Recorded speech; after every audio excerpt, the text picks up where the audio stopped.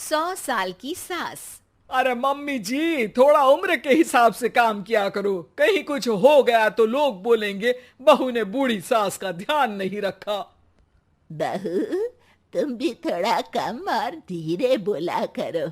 कहीं चिल्लाते हुए कभी कुछ हो गया तो वही लोग बोलेंगे 100 साल की सास भली चंगी बैठी है और बहू बेचारी चलती बनी।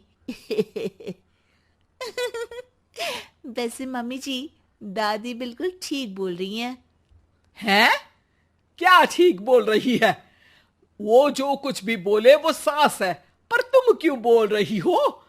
बहू होकर सास से जुबान लड़ाओगी क्या? ऐसा बोलते हुए निर्मला को धसका उठ जाता है। कहा था ना, मत चिल्ला मत चिल्ला। तुझे बिना सास और बहू से जुबान लड़ाए बिना शांति नहीं मिलती। अरे माँ, दादी की बात सुन लिया करो, तुम्हारे भले के लिए बोलती है ना। अरे कोई भला नहीं, इन्हें बस मुझे परेशान और शो ऑफ करने का शौक है। हाँ। चल झूठी। इस परिवार में 3 पीढ़ी की औरतें रहती है, जिनका हर समय कोई ना कोई अलग ड्रामा चलता ही रहता है, जिससे और किसी का पता नहीं, लेकिन सूरज बहुत परेशान रहता है। माँ, पियाली और दादी, आप तीनों के पास एक दूसरे को सास बहू वाले ताने देने के अलावा कुछ काम हो या नहीं, पर मेरे पास जरूर है। इसीलिए पियाली, जरा लंच ले आओ, मुझे ऑफिस भी जाना होता है। इस पर पियाली सूरज को लंच देती है और वो ऑफिस चला जाता है, जिसके बाद तीनों एक बार फिर अपनी बातों या कह लो कि नोक-झोंक में लग जाती हैं। इसी में दिन बीत जाता है। रात को सूरज के साथ उसके दोस्त भी खाने पर आते हैं। पियाली, मेरे कुछ दोस्त आए हैं। सॉरी, अचानक प्लान बना तो बता नहीं पाया। तुम जल्दी से डिनर बना दो ना। अरे वाह रे आलसी माँ की आलसी बेटी, पहले बिना बताए दोस्तों को घर ले आओ, फिर बोलो जल्दी से डिनर बना दो। इतनी जल्दी है तो खुद बना लो। अरे माता, सब बाद में दिखा देना, अभी खाना बना दो ना प्लीज। ऐसा बोल के सूरज दोस्तों के पास जाकर बैठ जाता है और पियाली डिनर की टेंशन में अपनी सास के पास पहुंच जाती है, जो अपने कमरे में आराम कर रही होती है। मम्मी, सूरज अचानक दोस्तों को घर ले आए हैं, क्या करूं अब? कुछ ऐसा बताओ ना जो जल्दी बन जाए और सर्व करते हुए भी अच्छा लगे।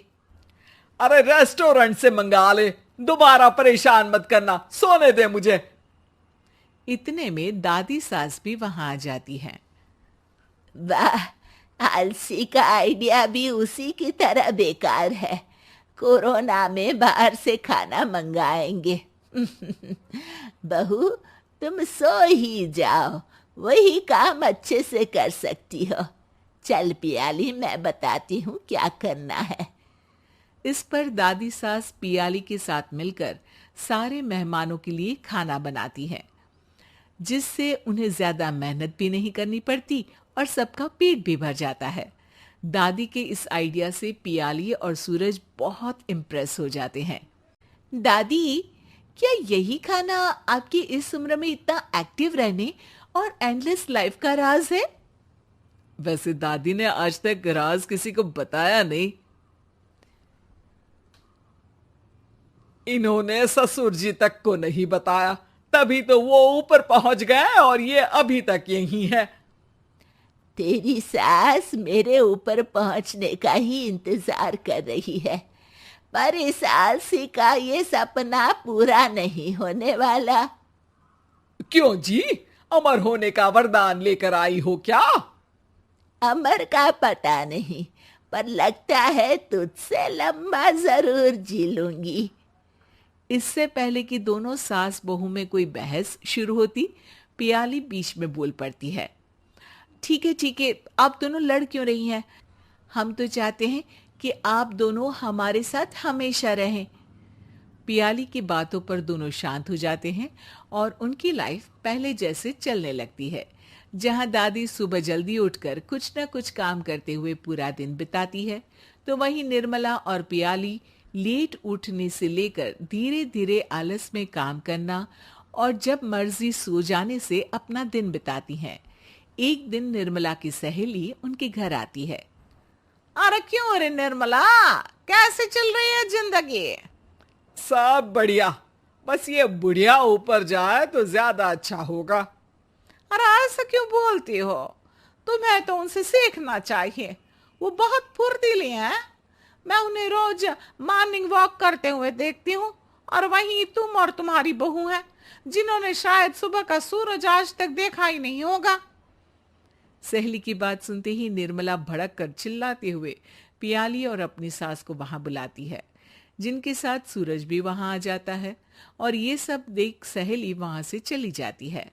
अरे सासू माँ, आपको हमसे क्या दिक्कत है? अब तो मेरी सहेलियां भी आपकी वजह से मुझे ताने देने लगी है।